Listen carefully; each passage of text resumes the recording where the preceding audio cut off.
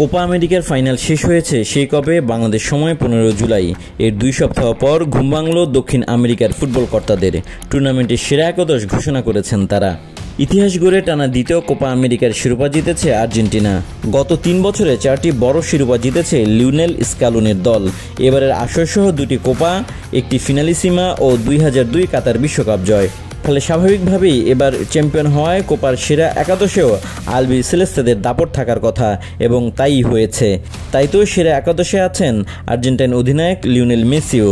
বুধবার রাতে এই একাদশ ঘোষণা করেছে দক্ষিণ আমেরিকান ফুটবলের সর্বোচ্চ সংস্থা কনমেবল। আর্জেন্টিনার 5 জন ছাড়া সেরা একাদশে দ্বিতীয় সর্বোচ্চ 2 জন খেলোয়াড় আছেন কলম্বিয়ার। ব্রাজিল, কানাডা, উরুগুয়ে ও ইকুয়েডর থেকে 1 জন করে সুযোগ পেয়েছেন। সেরা একাদশের আক্রমণ ভাগে মেসির সঙ্গী হয়েছেন স্বদেশী লাউতারো মার্টিনেজ ও ব্রাজিলের রাফিনহা। কোপার সেরা খেলোয়াড় নির্বাচিত হয়েছিলেন কলম্বিয়ার হামেস রদ্রিগেজ। এর আগে স্থানীয় সময় 14 জুলাই কোপা আমেরিকার রোমাঞ্চকর ফাইনালে মুখোমুখি হয়েছিল আর্জেন্টিনা কলম্বিয়া। নির্ধারিত সময়ে গোলশূন্য সমতা থাকার পর ম্যাচটি অতিরিক্ত সময়ে গড়ায়। সেখানে লাউতারোর একমাত্র গোলে কলম্বিয়াকে 1-0 গোলে হারিয়ে চ্যাম্পিয়ন হয় আলবি সেলেস্তেরা। এর মধ্য দিয়ে লিওনেল স্ক্যালোনির দল কোপায় রেকর্ড সর্বোচ্চ 16তম শিরোপা ঘরে তুলল।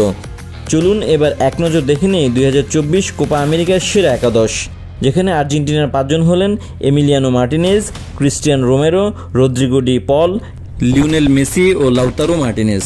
কলম্বিয়ার 2 জন হচ্ছেন ডেভিনসন সানচেজ ও হামেস রদ্রিগেজ।